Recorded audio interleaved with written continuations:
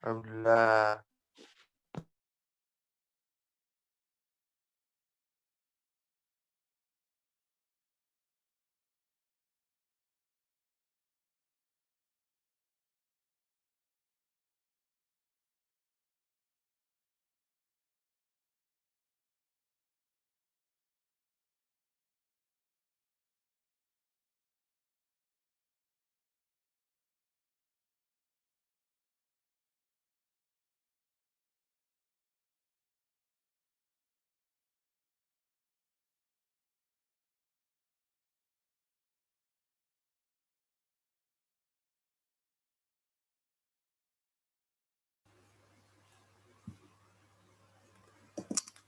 Yuk share screen. Yuk.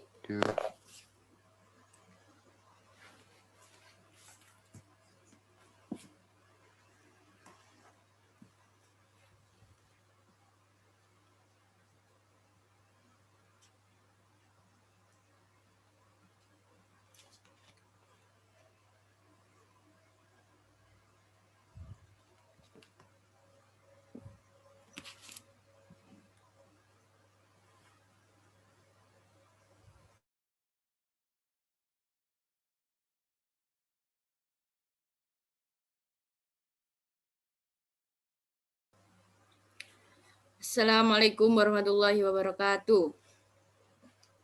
Waalaikumsalam warahmatullahi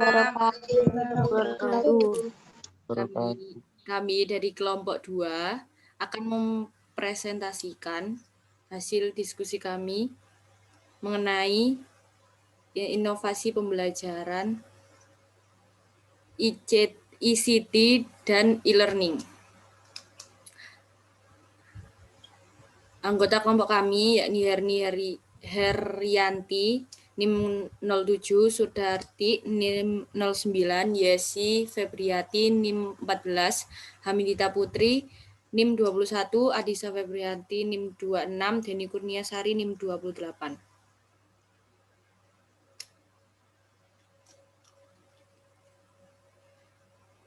Untuk penyampaian materi bisa dilanjutkan oleh rekan saya. Silakan monggo, Nia.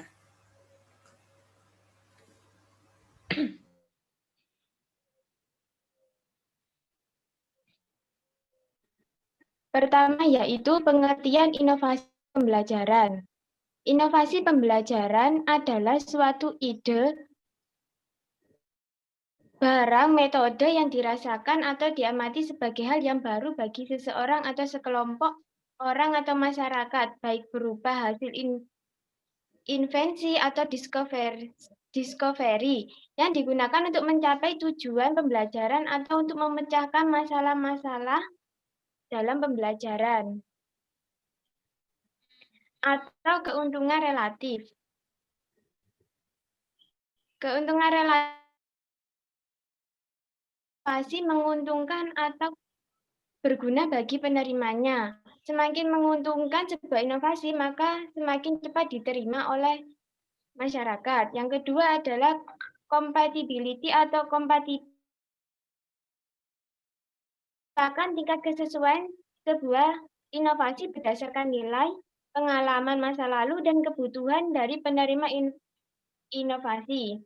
Sebuah inovasi yang tidak sesuai dengan nilai atau norma yang diyakini oleh penerima, maka inovasi akan diterima secara cepat.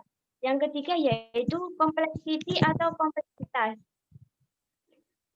Merupakan tingkat kesukaran untuk memahami atau menggunakan inovasi bagi penerima. Semakin mudah inovasi diterima atau dimengerti, maka akan cepat proses penyebarannya. Kemudian yang keempat adalah trial ability atau trial abilitas. Merupakan inovasi yang dapat dicoba atau tidaknya suatu inovasi oleh penerima. Suatu inovasi yang dapat dicoba maka akan mudah diterima oleh masyarakat. Yang kelima yaitu observability atau dapat diamati, yaitu mudah tidaknya diamati suatu hasil inovasi. Next. Selanjutnya yaitu hakikat, penerapan, dan tujuan ICT. dan prosedur untuk menyimpan informasi secara efisien dan efektif. Informasi dapat dikatakan sebagai data yang telah diolah. Informasi tersebut dapat disimpan dalam bentuk tulisan, suara, gambar, baik mau hidup ataupun mati, sehingga informasi akhirnya dapat berupa ilmu dan pengetahuan itu sendiri. Next. Penerapan ICT dalam dunia pendidikan. Menggunakan ICT secara terencana dan sistematis sesuai untuk meningkatkan proses pembelajaran yang lebih menarik dan bermakna. Tujuannya yaitu mengembangkan kemampuan berpikir tingkat tinggi siswa, mengembangkan keterampilan dalam bidang teknologi informasi dan komunikasi itu sendiri, untuk meningkatkan efektivitas, efisiensi, dan kemenarikan proses pembelajaran.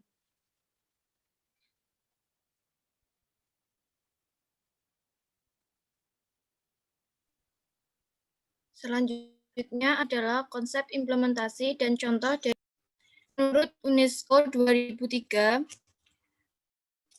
konsep dalam ICT ini yaitu emerging. Yang pertama emerging yaitu menyadari pentingnya ICT untuk pendidikan. Yang kedua applying yaitu memulai menjadikan ICT sebagai objek yang harus dikuasai atau dipelajari atau learning to use.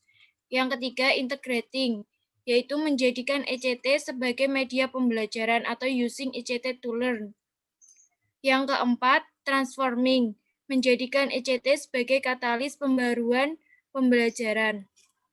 Indonesia sendiri masih berada pada level applying atau dengan kata lain masih dalam tahap learning to use ICT.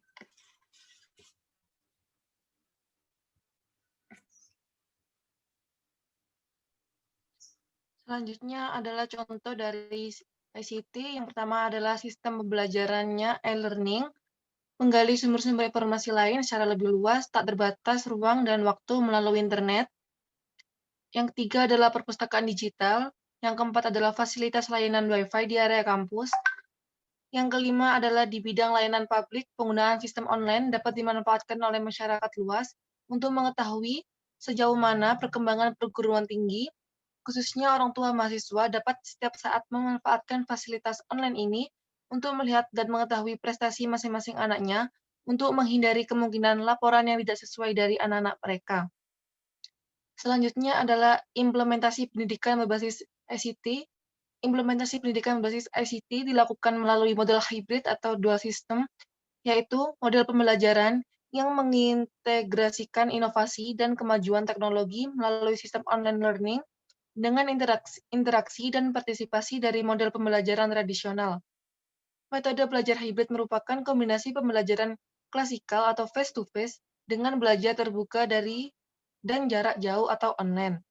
Saat ini, program hybrid yang berkembang adalah penggabungan dari satu atau lebih dimensi berikut. Yang pertama adalah perkuliahan face-to-face, yang kedua adalah synchronous virtual collaboration, yang ketiga adalah asynchronous virtual collaboration, yang keempat adalah self-paced asynchronous.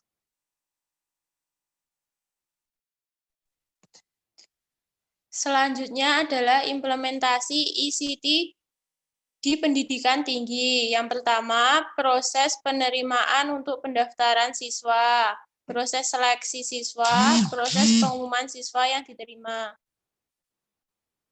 Yang kedua, proses pendaftaran, proses belajar mengajar.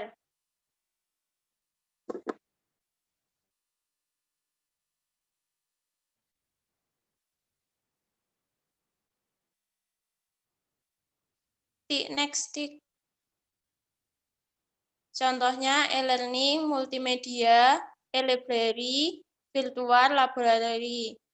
Yang ketiga, contoh berorganisasi dan beraktivitas, seperti institution messaging system, online scheduling, internet radio, business intelligence system. Yang keempat, proses penelitian, contohnya untuk mencari data dan informasi penelitian, untuk pengolahan data dan informasi. Yang kelima, proses pengabdian kepada masyarakat, contohnya hasil karya institusi yang dapat dipergunakan oleh masyarakat luas didesiminasi melalui implementasi ICT. Next. Penggunaan ICT dalam proses pembelajaran. Yang pertama sebagai tutorial. ICT dikatakan untuk pembelajaran tutorial apabila digunakan untuk menyampaikan materi pembelajaran berdasarkan urutan yang telah ditetapkan. Yang kedua, ekspositori. Pembelajaran ekspositori adalah model pembelajaran yang menekankan kepada proses penyampaian materi secara verbal dari seorang guru kepada sekelompok siswa dengan maksud agar siswa dapat menguasai materi secara optimal. Yang ketiga, aplikasi, dan yang keempat, komunikasi. Next.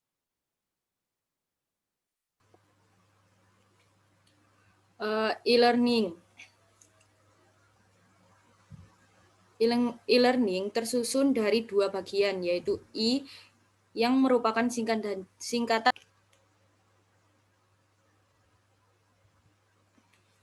dan learning yang berarti pembelajaran. Dengan kata lain, e-learning adalah pembelajaran yang dalam pelaksanaannya didukung oleh jasa teknologi seperti telepon, audio, videotape, transmisi satelit, atau komputer. Konsep e-learning ini sudah banyak diterapkan pada sekolah maupun universitas. E-learning juga dikenal dengan istilah distance learning atau pembelajaran jarak jauh. Anda bisa mengadakan e-learning melalui konsep video conference hanya dengan duduk di depan komputer, laptop, gadget, maupun smartphone. Next.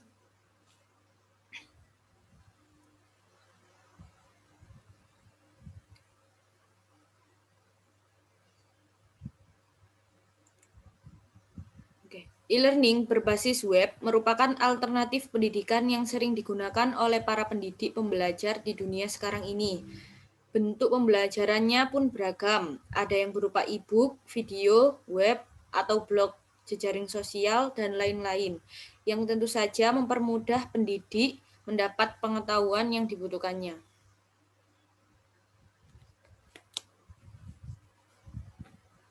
Next.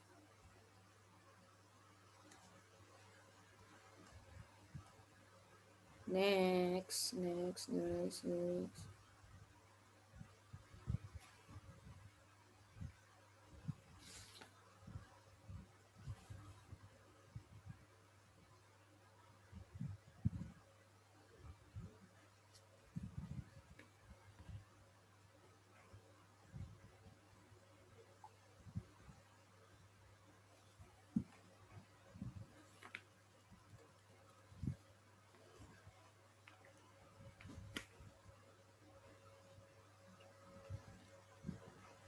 Oke, apakah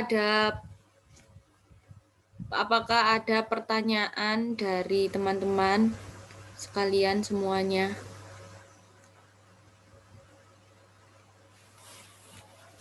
Saya. Ya, silakan. Bagaimana cara Anda sebagai calon guru mengenalkan pembelajaran ICT tadi kepada siswa atau peserta didik?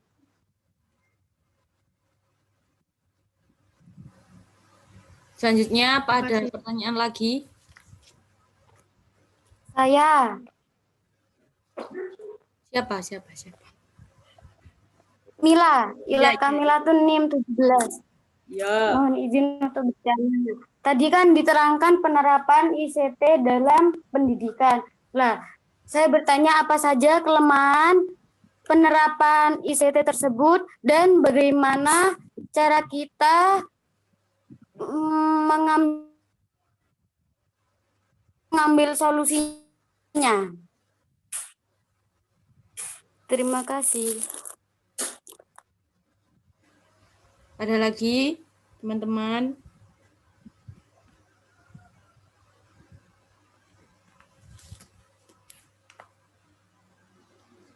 Ada yang bertanya lagi?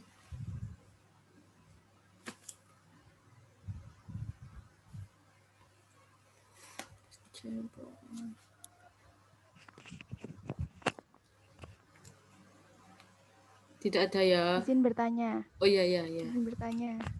Ya. Oke. Nah, setiap inovasi kan selalu ada kelebihan dan kekurangan ya. Ya, Nah, kelebihan dan kekurangan si ICT itu apa?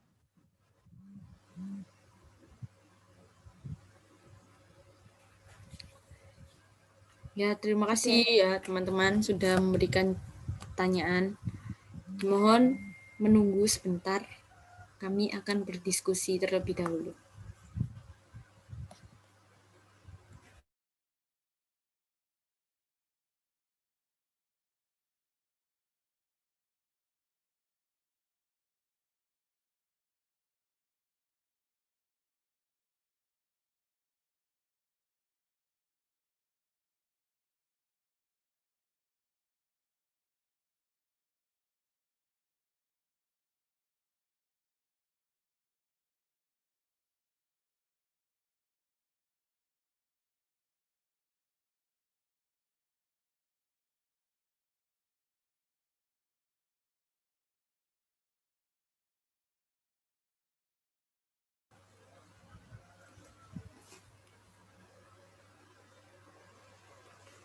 Oke, kami akan menjawab pertanyaan pertama dari Aziza.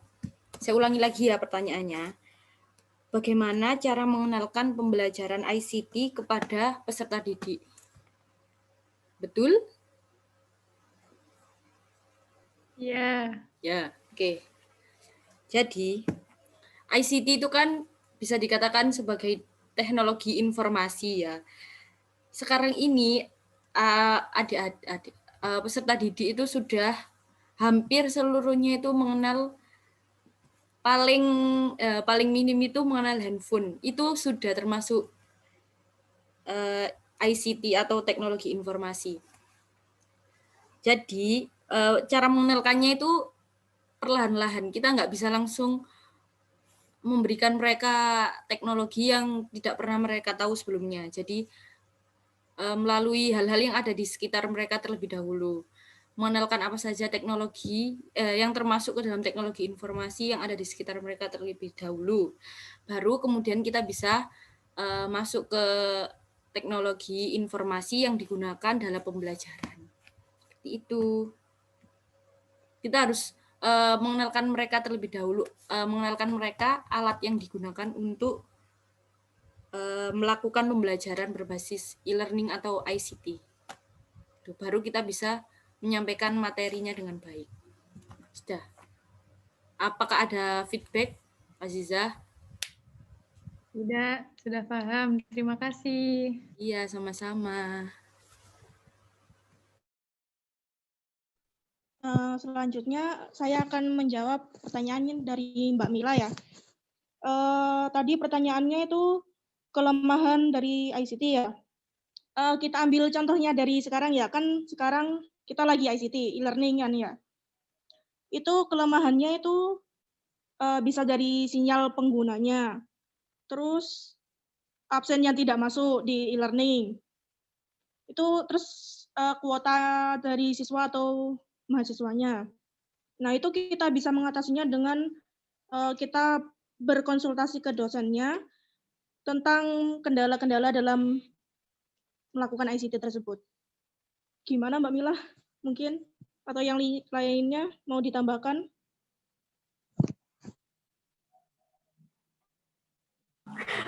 Baik, Komah. Terima kasih, Mbak Erni.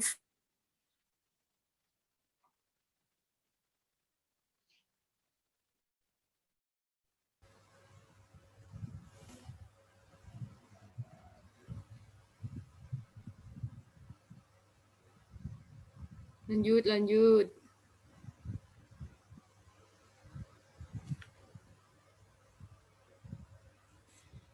Selanjutnya pertanyaan dari Devanti, kekurangan dan kelebihan ICT.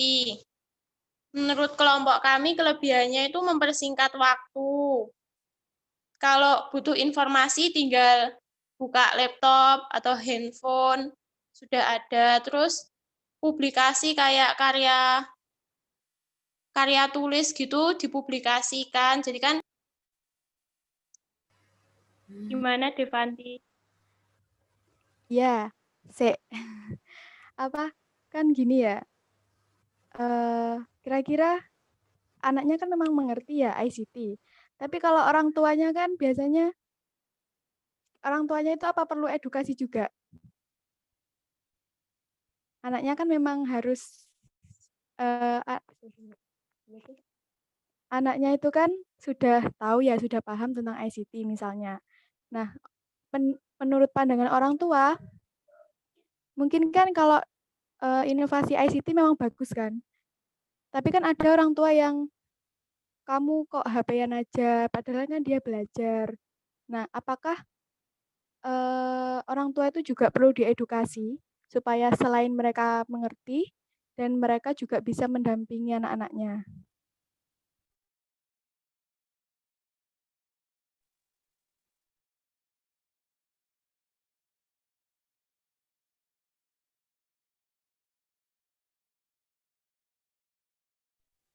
Menurut kami perlu ya, kalau orang tuanya nanti teredukasi kan orang tuanya bisa memantau anaknya itu saat menggunakan ICT. Jadi mengetahui perkembangan anaknya.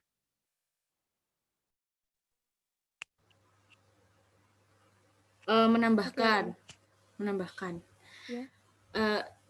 kita bisa memberitahukan kepada orang tuanya mengenai perkembangan anaknya yang dikatakan oleh Hami tadi, itu melalui misalnya kan ada grup kelas masing-masing yang pasti isinya ada orang tua wali murid ya. Itu bisa diinfokan di situ. Jadi guru itu harus berperan lebih aktif dalam pembelajaran ICT atau e-learning. Supaya muridnya bisa dipercaya sama orang tuanya juga. Gitu.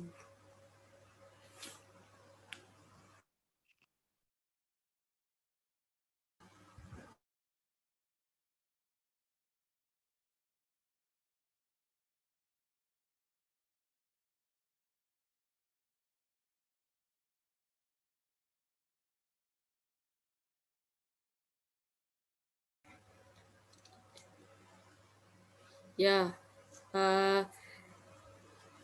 saya rasa sudah cukup ya presentasi kami hari ini. Terima kasih kepada semua teman-teman yang mau mendengarkan dan yang telah memberikan pertanyaan. Sama-sama. Saya akhiri. Assalamualaikum warahmatullahi wabarakatuh. Waalaikumsalam warahmatullahi wabarakatuh.